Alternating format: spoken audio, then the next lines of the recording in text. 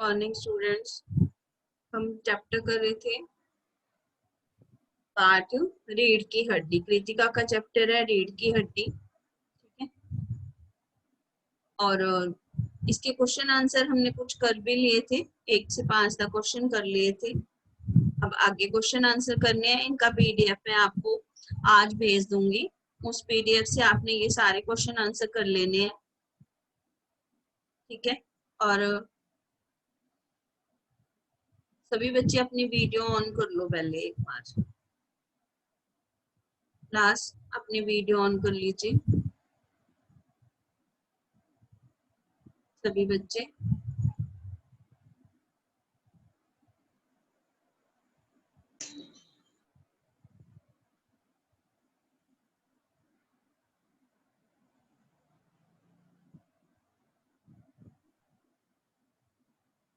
हाँ जी,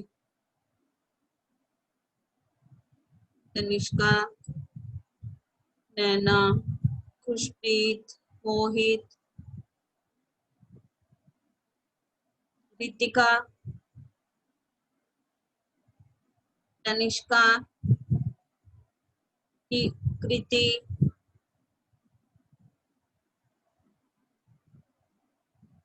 कृति, कृतिका,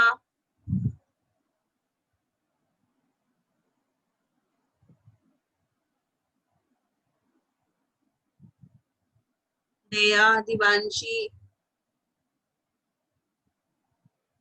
हिमांशी, काजल। हाँ जी, चैप्टर खोल लो बेटे, रीढ़ की हड्डी। इसके प्रश्न उत्तर हमारे 5 हो गए थे, है ना। 6 क्वेश्चन अब हम करेंगे इसका।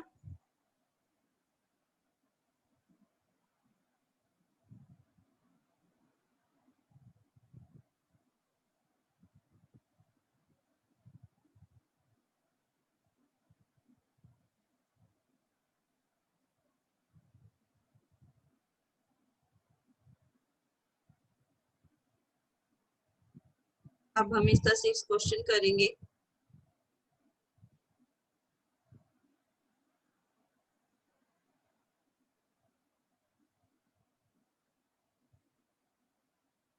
हमने इसमें क्या रीढ़ की पढ़ा था कि रीढ़ की हड्डी, इसमें क्या था कि लड़के और लड़की है, जो लड़का है शंकर और लड़की है उमा, तो दोनों के जो गुण हैं वो आपस में बिल्कुल मैच नहीं करते।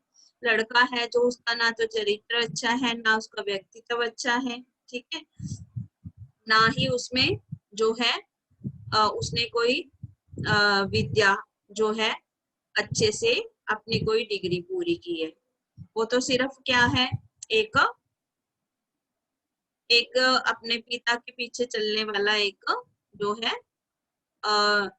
व्यक्तित्व विहीन जो है लड़का है। और उमा है जो उसके बदले में वो पढ़ी लिखी है, स्मार्ट है और बुद्धिशाली है, आज्ञाकारी है, ठीक है। लेकिन वो अपनी बात है उसको रखना जानती है, वो जानती है कि किस तरह से अपनी जिंदगी के फैसले लेने हैं, ठीक है। ये पढ़ा था हमने। और इसमें ये था कि जो लड़का है और उसका फादर है गोपाल प्रसाद और शंकर, दोनों हैं लालची हैं, अपने बेटे की शादी करने आया है। लड़की है जो उसको चाहिए एक गाय की तरह, लड़का उसका निकम्मा है, चरित्रहीन है। ये इसकी स्टोरी थी, ठीक है। अब हम पढ़ते हैं 5th क्वेश्चन से शुरू करते हैं कि आपके लाडले बेटे की रीढ़ की हड्डी है भी या नहीं। तो इसमें है कि ये इम्पोर्टेंट है कि आपके लाडले बेटे की रीढ़ की हड्डी है भी या नहीं। उमा के इस कथन के माध्यम से शंकर की किन कमियों की ओर संकेत किया गया है, कौन कौन सी कमियां हैं उसमें। अब वो कहते हैं कि फर्स्ट, उसका एक तो चरित्र अच्छा नहीं है बिल्कुल भी, ठीक है। फिर वो लड़कियों के हॉस्टल के चक्कर काटता रहता है। क्या करता है, लड़कियों के हॉस्टल के चक्कर काटता रहता है, ठीक है।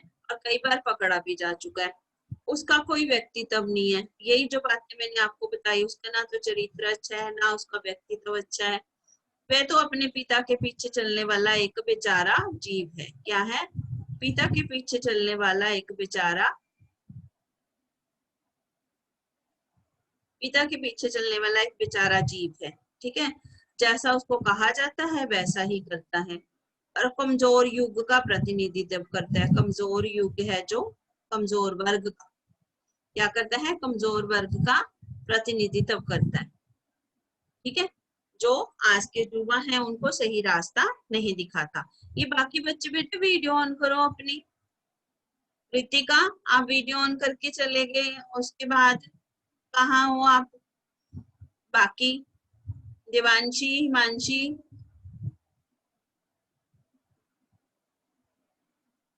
आप अपनी ऑन करके रखो वीडियो। छोटे बच्चे तो हो नहीं, ठीक है, जो आपको बार बार कहना पड़े। देवांशी,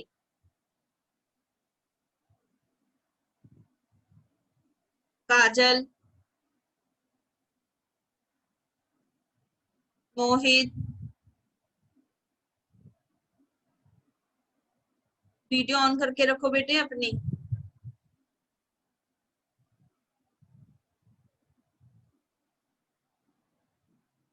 देवांशी, ठीक है। फिर आगे है कि वे शारीरिक रूप से भी समर्थ नहीं है, क्योंकि उसकी रीढ़ की हड्डी नहीं है, वह कमजोर है, उसे तन कर भी बैठा नहीं जाता, मतलब वो सीधा नहीं बैठ सकता बिल्कुल, ठीक है। और अपना बोझ भी नहीं संभाल सकता, तो वो सोचते हैं कि वो अपने परिवार को क्या संभाल लेगा, ठीक है। तो अपने परिवार को भी नहीं वो संभाल सकता, उसके अंदर वो सब गुण ही नहीं है, ठीक है, जो एक स्मार्ट, इंटेलिजेंट और जो है बलशाली उसमें होने चाहिए, ठीक है। फिर है अगला प्रश्न कि शंकर जैसे लड़के या उमा जैसी लड़की समाज को कैसे व्यक्तित्व की जरूरत है? समाज को कैसे लड़के चाहिए? समाज में आज उमा जैसी दृढ़ स्पष्टवादिनी कैसी लड़की चाहिए? समाज उमा जैसी जो दृढ़ हो, पक्के इरादे वाली हो, ऊंचे चरित्र वाली, उच्च चरित्र वाले व्यक्तित्व की आवश्यकता है। समाज को कैसी लड़कियों की जरूरत है? उमा जैसी व्यक्तित्व की जरूरत है। ऐसी लड़कियां ही गोपाल प्रसाद जहरी जैसी दोहरी मानसिकता रखने वाले लालची ढोंगी लोगों को सबक सिखा सकती हैं। ऐसी लड़कियां जो मजबूत हैं, स्पष्ट हैं, उच्च चरित्र वाली हैं, पढ़ी लिखी हैं, ऐसी लड़कियां ही जो समाज के जो लालची लोग हैं उनको क्या कर सकती हैं, सबक सिखा सकती हैं। दहेज जैसी कुरीतियों से लड़ सकती हैं। क्या कर सकती हैं? दहेज मांगना, देना, लेना, ये दोनों जो है बीमारी है, इनसे लड़ सकती हैं। ऐसी लड़कियां ही समाज और देश की प्रगति, ऐसी लड़कियों से ही समाज क्या कर पाएगा, प्रगति कर पाएगा, ठीक है। ऐसी लड़कियों के होने से ही समाज है जो आगे बढ़ेगा और क्या कर पाएगा, विकास कर पाएगा, आत्मविश्वास भरा होगा जिसमें, जो नीडर होंगी, नई सोच रखती होंगी। समाज को ऐसी लड़कियों की जरूरत है, ना कि और ना कि शंकर जैसे लड़के, ठीक है। तो फिर वो कहता है कि इसके विपरीत शंकर जैसे लड़के समाज के लिए क्या है, वो समाज के लिए अभिशाप है। शंकर जैसे व्यक्ति समाज को कोई दिशा नहीं दे सकते, ठीक है, और ना ही वे कोई प्रेरणा स्रोत बन सकते हैं, प्रेरणा स्रोत नहीं बन सकते, और वो समाज के लिए बोझ है। ऐसे लड़के क्या है, समाज के लिए बोझ है, कोई प्रेरणा स्रोत नहीं है वो, ठीक है, और ना ही इस देश को जो है उस पे विकास की तरफ ले जाएंगे, समाज को कोई संदेश देंगे। तो समाज को उमा जैसी लड़कियों, उमा जैसे व्यक्तित्व की जरूरत है, ना कि शंकर जैसे व्यक्तित्व, ठीक है। तो ऐसी लड़कियों की समाज को जरूरत है। फिर अगला प्रश्न है, रीढ़ की हड्डी शीर्षक, शीर्षक क्या होता है? शीर्षक, शीर्षक होता है हेडिंग। रीढ़ की हड्डी शीर्षक की सार्थकता, मतलब इसका अर्थ सही है ये बताना है कि रीढ़ की हड्डी जो है शीर्षक की सार्थकता क्या है, इसकी जो सही स्थिति क्या है, मतलब सही रखा गया है ये शीर्षक। फिर दिवांशी, दिवांशी कहाँ हो बेटे आप? हिमांशी, काजल, यस मैम। अपनी वीडियो ऑन करो बेटे। देवांशी, ये हिमांशी, काजल, काजल, यस मैम। हाँ जी, अपनी वीडियो ऑन करके रखा करो। ओके, नेक्स्ट है दया।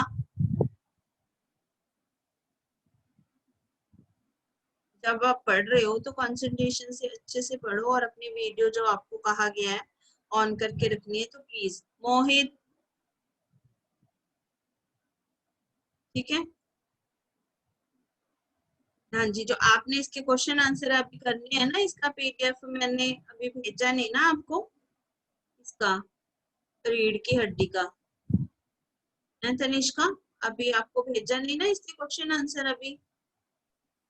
यस मैम, आपने सेंड करना है अभी। हाँ, अभी मैं आज आपको ये सारे क्वेश्चन आंसर सेंड कर दूंगी, तो आपने ये सारे क्वेश्चन आंसर जो है लिख लेने हैं और फिर मुझे चेकिंग के लिए भेज देना, ठीक है सभी बच्चे।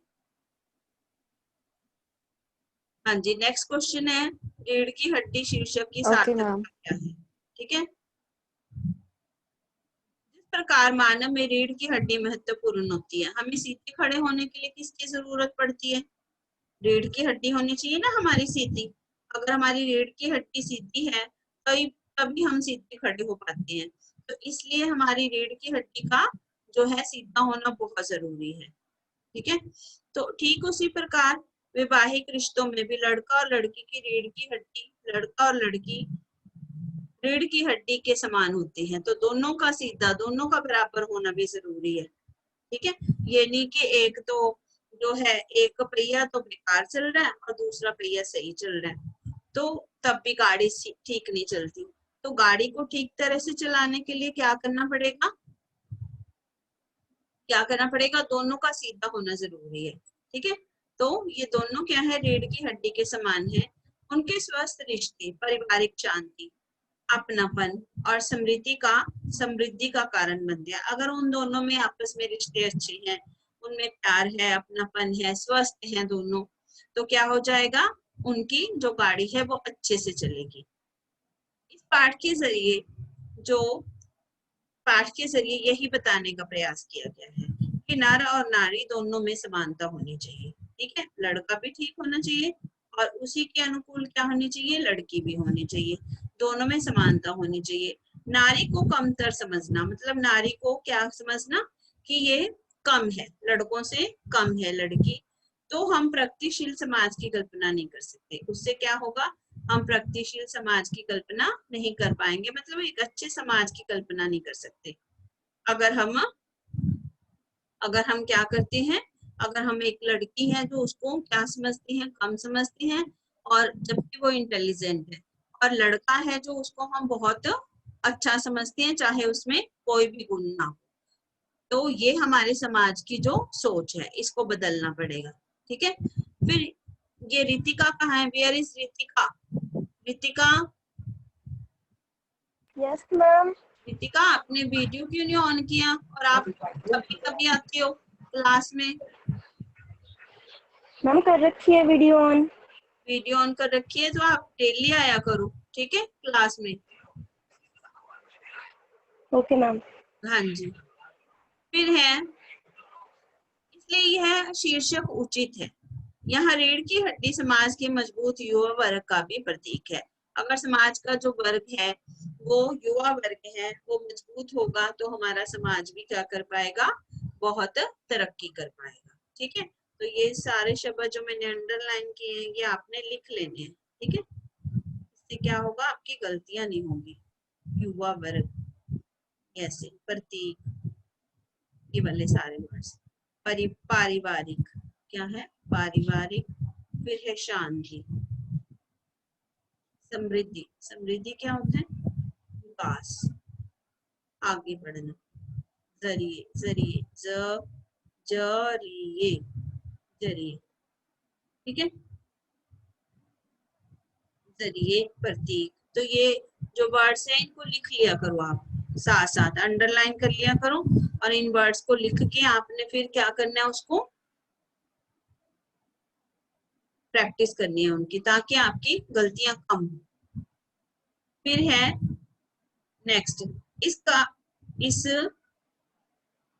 कथा वस्तु के एक, हाँ जी, कथा वस्तु के आधार पर आप किस एकांकी का मुख्य पात्र मानते हैं? मतलब आपने कहानी पढ़ी तो इसमें सशक्त पात्र कौन है? मजबूत कैंडिडेट होता है ना जो कोई, तो पूरे नाटक में सबसे सशक्त, इसको ऐसे रीड करते हैं, सशक्त पात्र कौन है? इस कहानी में कई पात्र हैं वैसे तो, लेकिन सशक्त मतलब सबसे मजबूत पात्र कौन है? अंडरस्टूड है वो, उमा। ठीक है, सशक्त पात्र उमा है। इस कहानी में कई पात्र हैं, परंतु सबसे सशक्त पात्र बनकर जो उभरता है वह उमा का ही है। उमा की उपस्थिति भले थोड़े समय के लिए थी, परंतु उसके विचारों से प्रभावित हुए बिना हम नहीं रह सकते। उसके विचारों से प्रभावित हुए बिना हम नहीं रह सकते। वह हमें बहुत कुछ सोचने के लिए मजबूर करती है। क्या क्या सोचने के लिए मजबूर करती है?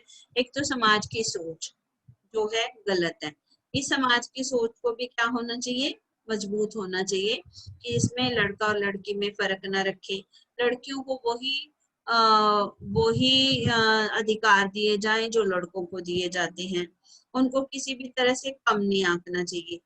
ठीक है, तो उनको हमेशा लड़कों के बराबर जगह देनी चाहिए। फिर है, वह हमें बहुत कुछ सोचने के लिए मजबूर करती है। उसकी उपस्थिति नारी समाज को एक नई सोच और दिशा प्रदान करती है। नारी समाज को एक नई सोच देती है और एक नई दिशा देती है। रितिका, सिट प्रॉपरली बच्चे।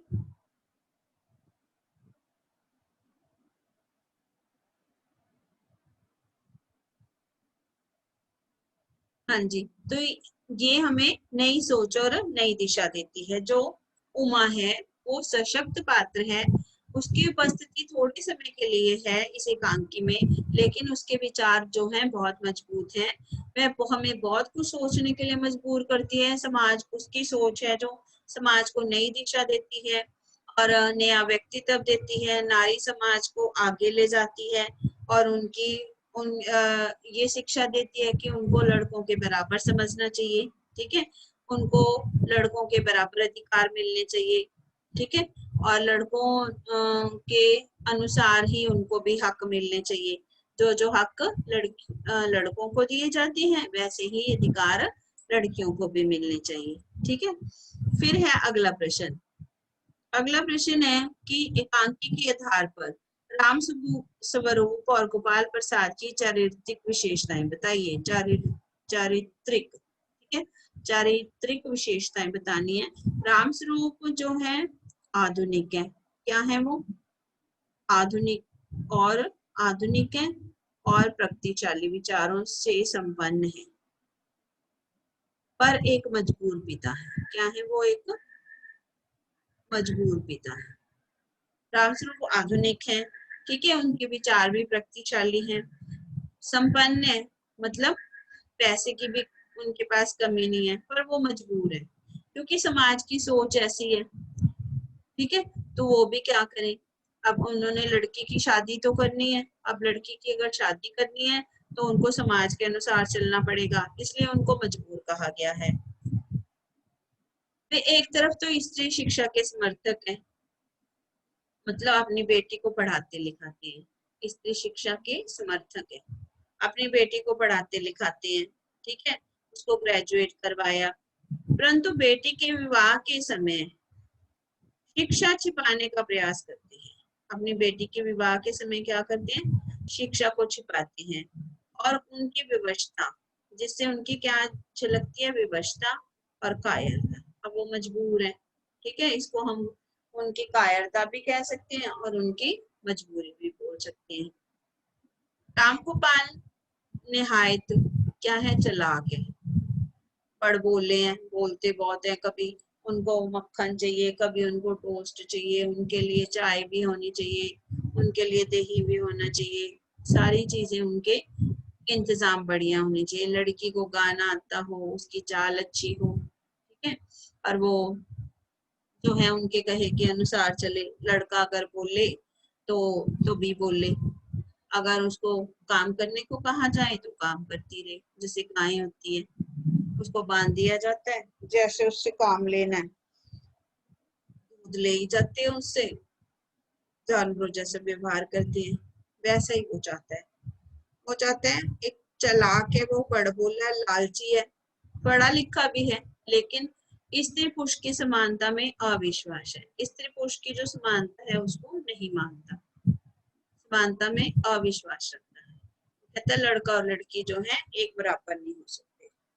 दकियानुसी विचार है उसकी, पुराने ख्यालात का है। कैसा है?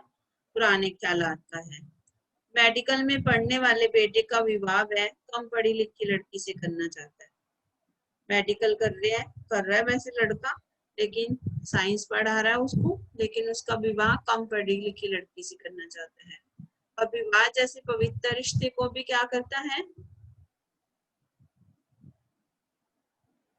विवाह जैसे पवित्र रिश्ते को भी बिजनेस मानता है, जिससे उसका लालची स्वभाव पता चलता है। विवाह जैसे पवित्र रिश्ते को भी क्या करता है? बिजनेस की तरह समझता है, ठीक है। और लालच भी है उसको साथ में, कि लड़की के घर से जो है उसको अच्छा धन धान्य मिले, ठीक है। तो इस तरह से वो उसका जो है सोच उसकी पुरानी है। फिर है इस एकांकी की क्या उद्देश्य है? क्या उद्देश्य है इसका? इस एकांकी का उद्देश्य है कि स्त्री पुरुष में जो है समानता होनी चाहिए। क्या बताना चाहता है वो लेखक? हमें बताना चाहता है कि समानता का पक्षधर है, जो कहता है कि लड़का और लड़की एक समान होने चाहिए, उनमें फर्क नहीं रखना चाहिए।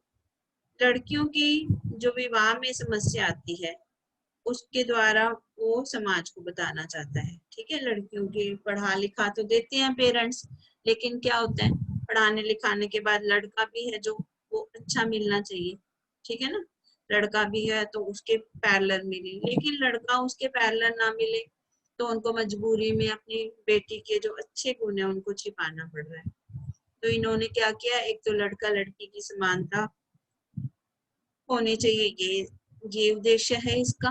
और समाज को दिखाया कि लड़कियों की शादियों के में क्या समस्या आती है।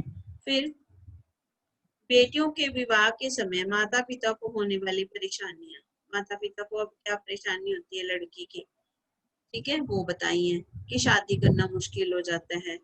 स्त्री शिक्षा के प्रति दोहरी मानसिकता है, उनको पढ़ाया भी है फिर उसको बेनकाब किया है, कि जो ऐसे सोचते हैं कि लड़की को पढ़ाओ भी और फिर उसको चलो पढ़ा दिया, लेकिन समाज के डर के कारण उनको छुपाया भी। तो दोहरी मानसिकता है। किसकी मानसिकता है ये दोहरी?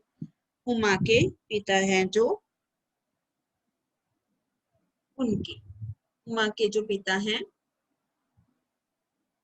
राम स्वरूप, उनकी मानसिकता है। स्त्री का अपना स्त्री को अपने विचार व्यक्त करने की आजादी होनी चाहिए तथा उसका सबल व्यक्तित्व प्रस्तुत करना, ठीक है। समाज में होने वाली परेशानियों को दिखाया कि क्या क्या परेशानियां होती है। फिर है समाज में महिलाओं को उचित कर्म दिलाने हेतु तो आप क्या कर सकते हैं। अब आपने चैप्टर पढ़ा, स्टोरी पढ़ी, ठीक है, आप क्या कर सकते हैं? हम लोग क्या प्रयास कर सकते हैं? हमें स्त्री शिक्षा को बढ़ावा देना चाहिए, ठीक है। अपने समय के महान विदुषी स्त्रियों का उदाहरण देना चाहिए समाज के सामने, ताकि अन्य लोग भी क्या कर सकें, प्रेरणा ले सकें। उनके मान सम्मान का ध्यान रखना चाहिए और समय समय पर उन्हें पुरस्कृत पुरस्कार मिलने चाहिए, अच्छे बच्चों को, अच्छी लड़कियों को, इंटेलिजेंट लड़कियों को। मीडिया मीडिया बहुत बड़ा रोल प्ले कर सकता है, उनके अस्तित्व की गरिमा का ध्यान रखें। अश्लील चित्र, संगीत आदि पर प्रतिबंध लगाना चाहिए, ठीक है। फिर है लड़के और लड़की को समान अधिकार मिलने चाहिए, ये कोशिश करेंगे हम। और महिलाओं को हीन दृष्टि से, मतलब गलत नहीं समझना चाहिए, कम नहीं समझना चाहिए, उनको उचित सम्मान देना चाहिए। क्या देना चाहिए? सम्मान मिलना चाहिए महिलाओं को, और उनकी इच्छा अनुसार हर क्षेत्र में आगे बढ़ने का प्रोत्साहन देना चाहिए ताकि वो हर क्षेत्र में आगे बढ़े। तो ऐसा उनको जो है उनको हमेशा बढ़ावा देना चाहिए। आप अपनी तरफ से क्या क्या कर सकते हो बताओ, क्या कर सकते हो आप अपनी तरफ से इसके अलावा?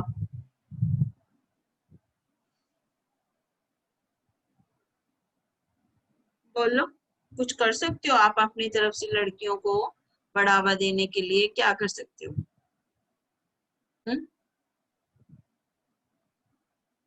बोलो क्या करोगे?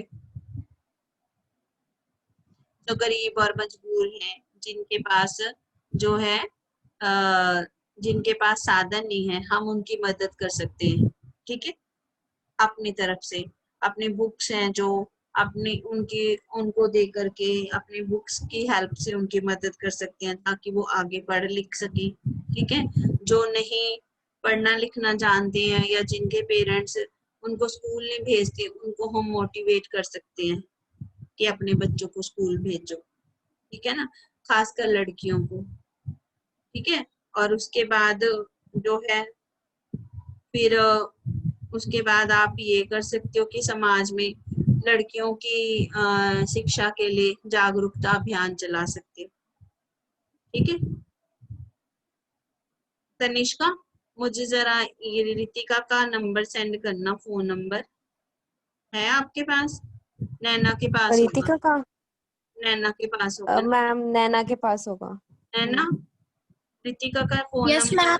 हाँ रितिका का फोन नंबर सेंड करना मुझे। ठीक है, मैम अभी क्लास के बाद। ठीक है, ओके मैम। हाँ जी। और बाकी बच्चों को फोन करो, क्लास लगाएं। नैना, यस मैम। बच्चे क्लास में प्रेजेंट नहीं होते। देखो इसमें अभी 13 बच्चे आज प्रेजेंट हैं। दया है, दिवांशी है, यस इसमें मैम। मैं आपको बताती हूँ कौन कौन प्रेजेंट है। बाकियों को भी आप कांटेक्ट करो। खुशप्रीत है, रितिका है, मोहित है, सानिया, उज्जवल है, काजल है। ठीक है, हर्षिता, ये हिमांशी है, और बाकी मैंने स्क्रीनशॉट ले लिए सारे पार्टिसिपेंट्स हाँ। के। और ये नित्या नहीं, क्लास नहीं लगाती नित्या? नहीं मैम, आई थिंक मैम उसने उसने स्कूल लेफ्ट कर दिया है। अच्छा, नित्या ने। और यस मैम। एक और भी है ना नित्या? नो मैम, एक ही थी। अच्छा अच्छा, ठीक है। और बाकी बच्चे भी नहीं लगा रहे हैं क्लास, सानिया तो लगाती है। कुछ बच्चे जो हैं ऑनलाइन नहीं आते ना, वो सिर्फ वही वो करते हैं। Yes ma'am. हाँ जी, नेक्स्ट इसका, अब आपने इन क्वेश्चन आंसर को आपने कॉपी में लिख लेना और इनको याद करना है। अब इसके बाद हम ग्रामर का चैप्टर कर ले, ग्रामर के हैं। Yes ma'am. हाँ, ग्रामर के चैप्टर कर लेंगे। अब हम इसके बाद ग्रामर का क्या करना है, आपने वाक्य भेद करना है कि अलंकार करना है, बताओ।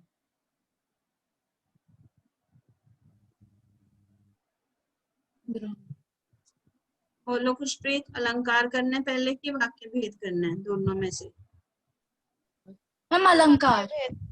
अलंकार, चलो यस ठीक, मैम। ठीक है, अलंकार भी कर लेंगे और वाक्य भेद भी। ठीक है, हाँ जी। और एक जो मैंने आपको विज्ञापन लेखन वो कराया था, एक 9th का आपको आया सिलेबस में, संवाद और लघु लघु कथा। कथा। लघु कथा मैंने आपको भेजी थी ना, जो आपने करनी है, भी स्टोरी बनानी है उसमें। ठीक है, वो भी करेंगे। ठीक है, और ये तो आपने कर लिया ना, संवाद लेखन तो आपको पता ही है। ठीक है, तो अभी आप ये क्वेश्चन आंसर कर लेना। ठीक है, कल की क्लास में हम फिर करेंगे ग्रामर का चैप्टर, अलंकार और एक वाक्य भेद। ठीक है, पहले वाक्य अलंकार कर लेंगे, फिर वाक्य भेद कर लेंगे। ठीक है, चलिए, गुड आफ्टरनून।